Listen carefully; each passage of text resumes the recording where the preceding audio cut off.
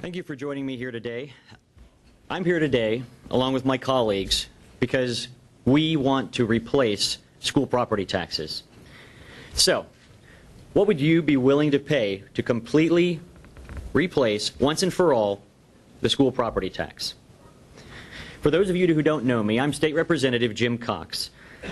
As I've talked to people in my district and all around the Commonwealth in different places that I've visited and been asked to speak to, I've asked them the common question: what would you be willing to pay to replace your school property taxes? My colleagues here in the legislature have joined me today to propose an answer to that question. What would you say if I told you that the answer to the school property tax problem is here in my hand? For those of you who may not be able to see it, this is just a penny. 1 cent. You frequently see them on the ground in parking lots. Sometimes you find them between your couch cushions when you're looking for your remote. Sometimes you see them at stores where they have a little dish with pennies in them. Need a penny, take a penny, have a penny, leave a penny. You've all seen the signs. Maybe taking advantage of somebody else's generosity and leaving a penny behind to help pay a penny or two that you were missing. Chances are, if you drop a penny on your kitchen floor and it rolls underneath your refrigerator, pretty sure you're not going to remove that refrigerator to get to that penny. In the scheme of things, the penny is a pretty small thing. And yet, this is what it would take to fully replace school property taxes, once and for all. This is what stands between Pennsylvanians and the ability to completely eliminate their school property taxes and the ability to own their own homes. And this is the basis and the concept behind the Property Tax Independence Act. Allow me to explain. We know that in order to replace school property taxes, we're going to have to come up with something to replace the revenue. The Property Tax Independence Act would raise the sales tax by 1%. That is literally one of these for every dollar that you spend. That means when you go to the dollar store, at least the dollar stores that sell things for $1 and not $3 and $4, but when you go to the dollar store and you make that purchase, you'll have to give the cashier an additional one of these.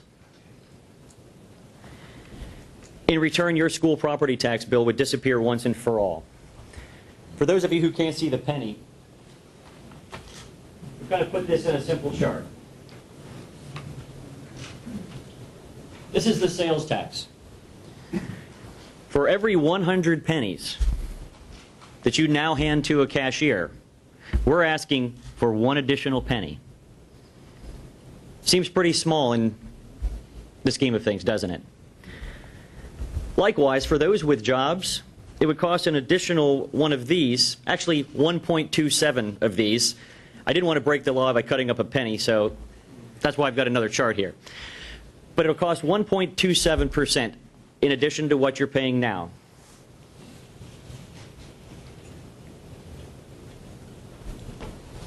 And so again, as you look at what we're talking about here, for every dollar that you make, you'll now be asked to pay an additional 1.27 cents. And you're not getting nothing for it. Your school property taxes will be completely removed. Now, we also, in order to make up the revenue, we're closing some special interest loopholes in the existing sales and use tax system. For example, when I go to the store to buy one of my personal favorites, M&Ms, currently not taxable under Pennsylvania law, I'd have to, instead of paying $1 for that bag of M&Ms, I'd pay $1.07. Now, as much as that pains me, I know that my school property taxes would be eliminated, and so, like others, I'm willing to do that. Now, I know there are some people in the building who are already saying, oh, here we go again. It's not going to be able to get done. We can't do this. Others are saying the numbers aren't going to add up. Others are saying it's not going to make it out of the House, let alone to the governor's desk. Well, I personally find it very difficult to believe that a penny could stand in between Pennsylvanians and the ability to truly own their homes. And that one of these, a penny, will keep them from having their legislators do what needs to be done to eliminate their school property taxes. So my question is this: are the legislators who oppose this plan willing to go back to their homeowners and their constituents and say that this is the reason they couldn't get behind the school property tax replacement effort that we have here today, that we're calling the Property Tax Independence Act? I'm here today because I want to eliminate school property taxes and replace them with a solid, sustainable source of revenue. But as you can see, there are people behind me from both the House and the Senate. You're going to hear from Senator Dave Argall in a few moments. He represents the Senate prime sponsor of Senate Bill 76. I'm the prime sponsor for House Bill 76, and behind me are just a handful of the co-sponsors of these pieces of legislation.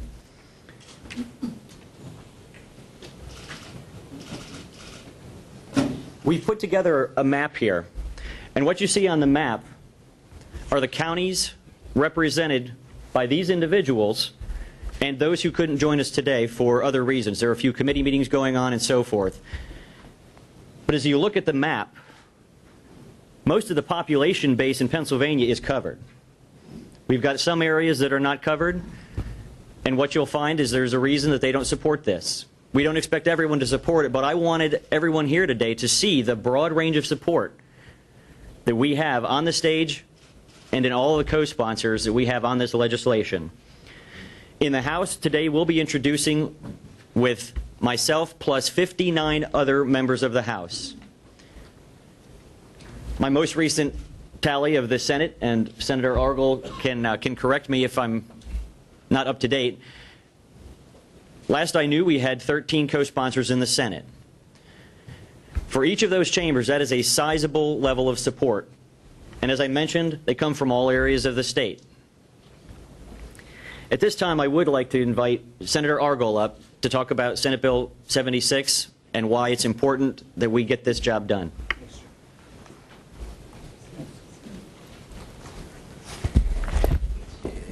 As you can tell from Representative Caucus's presentation, as we get ready to formally introduce Senate Bill 76 and House Bill 76, this is not a Republican idea. This is not a Democratic idea. This is a Pennsylvania taxpayer issue. I really want to applaud Representative Caucus for his leadership. He and David Baldinger, I think, are the main reasons that we have brought this concept this far today. And this is not, of course, a new issue, but it is certainly the #1 issue in the 6 counties that I represent, from Pine Grove all the way up to the Pocono racetrack. And so we're here today, Republicans, Democrats, and most importantly taxpayers, to say that the time has come that this outmoded, archaic, unfair system has to be eliminated. We've been dealing with this system since the 1830s. Governor Corbett, in his 2011 budget address, noted that over 200 years ago, a group of English poets discussed the idea of building a utopian society on the banks of the Susquehanna, but they never made it. And he guessed that they had probably heard about our property taxes. And I'm here to tell you, they haven't gotten any better since then. It is definitely the most universally hated tax that you will find in Pennsylvania. Some of you have heard me say in the past that in 1868, when my great-great-great-grandfather became an American citizen standing on the steps of the Schuylkill County Courthouse, we were still stuck with this unfair system. We were stuck with this system when students were still counting with the abacus. I challenge any of my colleagues or anyone in the audience today to try to figure out how an abacus works. We've moved on, but we're still stuck with this same stupid, archaic system. I've told my constituents that in the 1920s I had a grandfather who was paid as a school teacher partially in vegetables. We don't pay our school employees, our janitors, our district employees, our teachers in vegetables anymore. But we're still stuck with this same unfair system. What we're trying to do today is to give the taxpayers a better way to fund our public schools. Last year, Senator Schwenk had suggested that we take the bill and ask for an in-depth analysis from the Independent Fiscal Office. And I think for the very first time, we now have an independent verification that the numbers simply do add up. This is revenue-neutral legislation. We have the facts to prove it. A dollar-for-dollar match to fund our public schools. And so I'm glad to stand up here today with my colleagues to note that the fight continues, along with Representative Caucus leading the battle in the House. In the Senate, Mike Fulmer, Senator Schwenk, Senator Udicak, and I have asked every member of the Senate to sign on to the bill. And we're now in the process of sitting down with every single senator asking for that yes vote.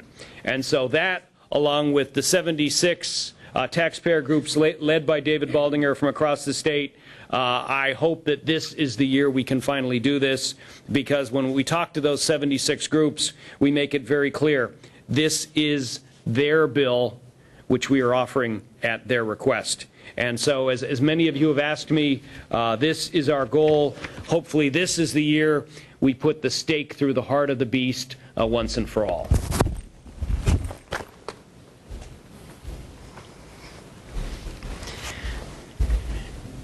And as Senator Argyle mentioned, we're not just talking about this being a bipartisan approach.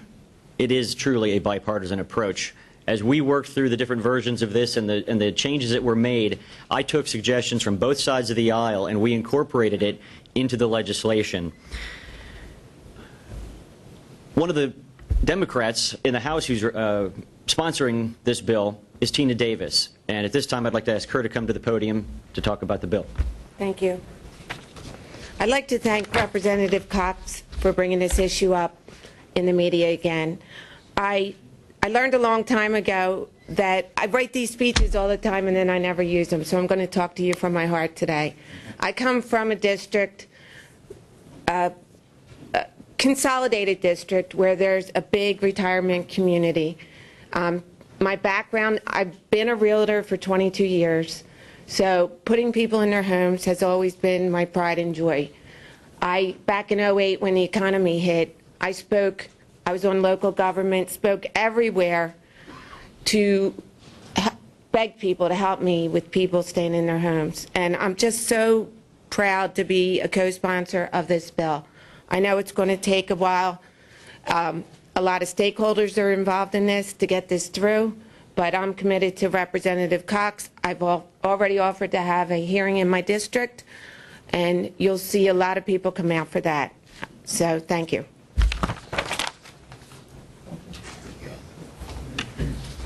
At this time, I'd like to ask another member of the Senate, Senator Judy Schwenk, to come and speak to the bill. Thanks, Jim. Good afternoon, everybody. I'm Judy Schwenk, and I represent the 11th Senatorial District. And I can tell you, there is no other issue that stimulates more constituent calls and pleas for help. And it takes just that one moment where you're meeting with a constituent, you're looking at them eye to eye, and you truly understand the issues that they're facing, paying their property taxes, particularly elderly folks. Our goal is to keep people in their homes as long as we possibly can so that they can live full lives. The property tax is making that impossible to fulfill that goal. And that is so important to the future of Pennsylvania, but it's not just about seniors. It's about young people who also want to buy homes. We've learned from the Independent Fiscal Office report that this legislation will actually stimulate home sales and help revitalize certainly areas of Pennsylvania, particularly our cities, that really could use this kind of relief. I see this legislation as a win-win, but we have work to do. And all of you that are sitting out there really need to be sure that you'll contact your legislators and have a serious talk with them, encouraging them to sign on to this bill. We formed a caucus in the Senate, and I want you to know we have 18 members, actually, including myself, as part of that caucus. And it's bipartisan. 9 Democrats, 9 Republicans. That should give us great encouragement. Let's keep up the work. Thank you. As you can imagine, as I was putting together a list of people who would be speaking today, try to find a balance of different people from different areas and so forth. Some members came up to me and said, look, I really would like to speak on this. I really would like to say something here. I hear about this every day, practically every other email. And the next individual, Representative David Maloney, is one of those such individuals who hears about this on a daily basis. I can't say that he hears about it more than every other person on the stage today, because people who are behind me today, they hear about it, as Senator Schwenk so aptly put it. They hear about it. They look across the desk at people. They look in the eyes of the people, and they are people who are searching for a solution, people who are searching for relief. And so at this time, I'd like to invite Representative David Maloney to share his side of the story. Thank you all for being here. This is something that Jim pretty much took the thunder away, and rightly so. It has been and continues to be an almost daily conversation for me in a plethora of different reasons. I did serve on my school board locally. I do understand some of the complexities of this. But having said that, you know, the way we fund schools in Pennsylvania is a problem. It's a problem that's been talked about here in the General Assembly for over 3 decades. But it is a problem that is now growing around the state, as that map shows, and I don't think it can be any longer ignored. The governor himself identified this issue as the elephant in the room. We are spending more money on education than we ever had before, but it should not be on the backs of homeowners. I am not here today to rehash and repeat the things that you have heard or will hear, even about the horrors of those people who are losing their homes, which I do get visited almost on a weekly basis in my district. But I am here to say that I believe HB 76 would restore real home ownership to Pennsylvanians and fund our schools. Thank you.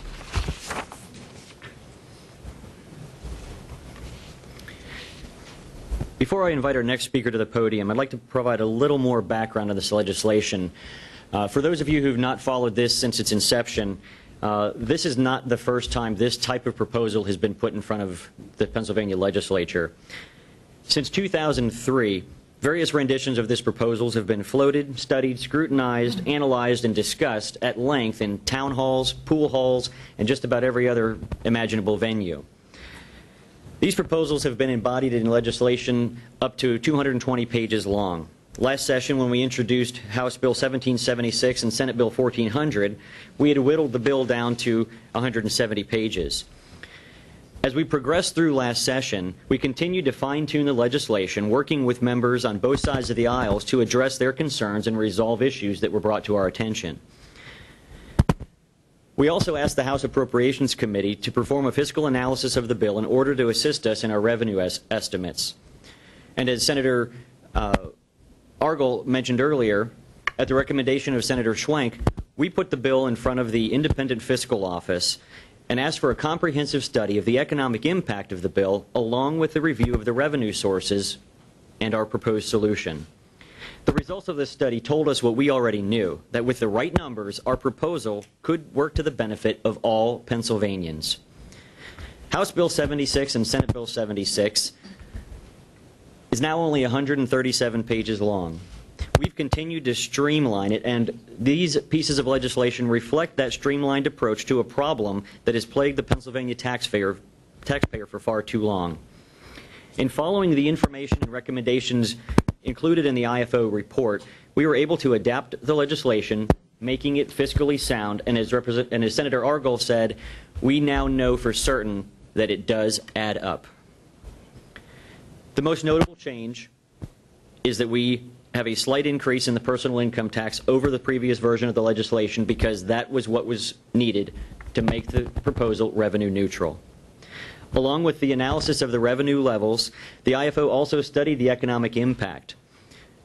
At this point, we're going to hear from Mr. David Baldinger. I'll let him introduce himself with a little bit of his background, but Mr. Baldinger is here at my request because he was integral to the formation of this legislation. We peeled apart every previous version of the legislation and we put it back together piece by piece, making sure we only included what was needed to accomplish our goal. And it would not be possible without Mr. Baldinger today. We wouldn't be here, because I might have thrown up my hands and said, this is just way too complicated, it's too much of a mess. But working with Mr. Baldinger, we sat down and we worked piece by piece through this, and through his efforts and the taxpayer groups he represents, we are now standing here today. So I'd like to welcome David Baldinger.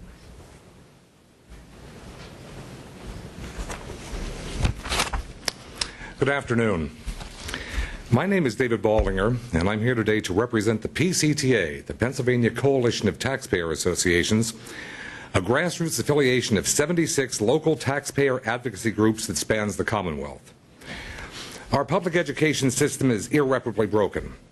As Senator Ogall stated earlier, it is an antiquated system. It is no longer capable of fairly funding schools, imposes a subjective tax that has no relationship to a person's ability to pay, and is totally out of sync with 21st century economic reality. The PCTA supports the Property Tax Independence Act because it will remove an oppressive burden from hundreds of thousands of Pennsylvanians who are struggling to keep their homes in the face of relentlessly increasing school property taxes. But besides the needs of taxpayers, the requirements for educating our children also must be considered. House Bill and Senate Bill 76 have been designed to supply a reliable source of school district funding.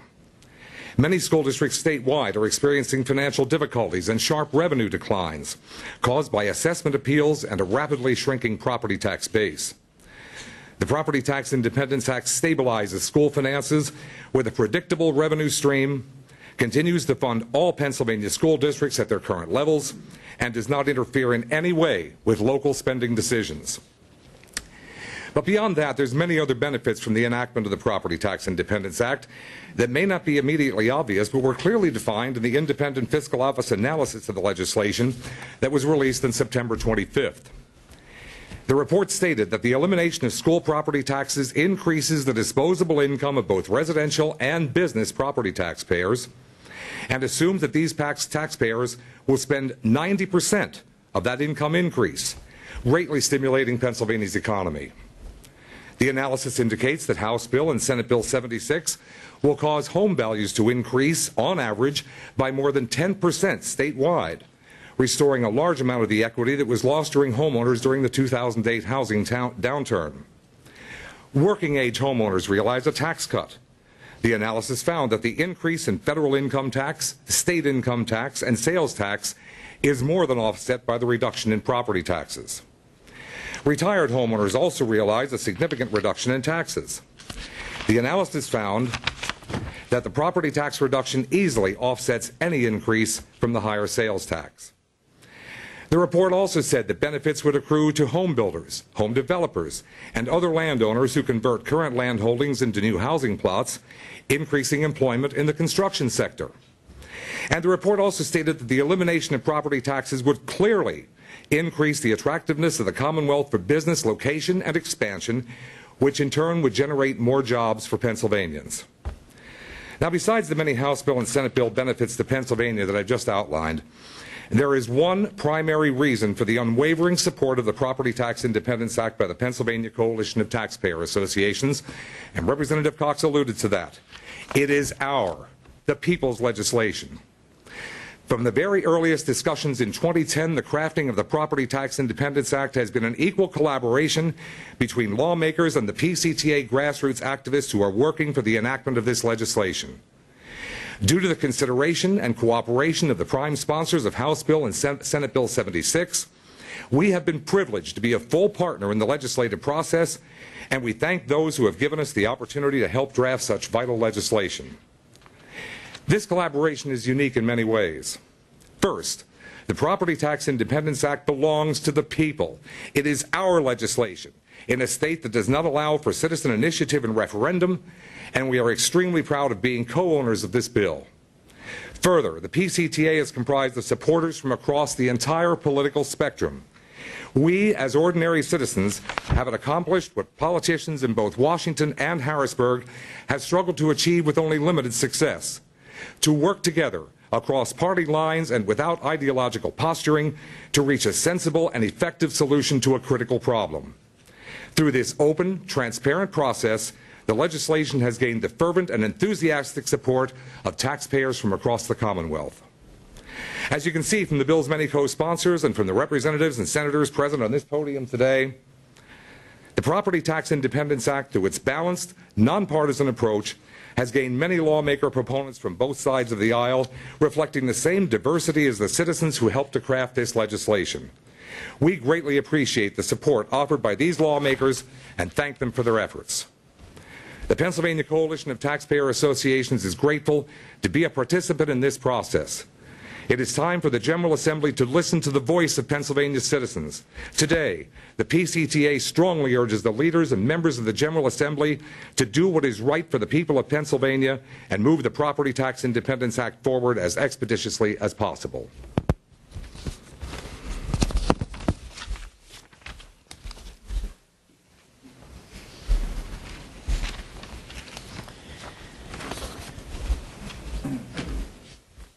As you've heard today, this bill is supported not just by members of the House and Senate, but it is supported by the taxpayers of Pennsylvania. I dare say there are members who are not on this stage today. I dare say there are members who are not co-sponsors of the legislation yet, who consistently hear about this issue as the #1 issue in their district. Regardless of where you go, somebody is being affected by the school property tax. I'm not going to rehash everything that was said today, but I want to touch on something. I alluded to it earlier that people are going to already start saying, what's different about this? Why should we do it now? This issue is not dying. In fact, something that Mr. Baldinger did not mention, because he's way too modest, is that only 2 years ago, when we began this discussion in January of 2011, his coalition consisted of 37 taxpayer groups. And if you listened a moment ago, he described 76 taxpayer groups. Now, I do find it quite convenient that we have 76 and the bill number is 76. But trust me, we are working to find other taxpayer groups that we may not have learned about who are in support of this and who are continuing to contact us, finding out more about the legislation. I would ask everyone here today, take a close look at this. It looks similar, and there's only so many ways to fund a property tax replacement. But when you've got this level of support across the state from legislators and a level of support from constituents that backs that, how can you let a penny stand in the way of getting the job done? Thank you.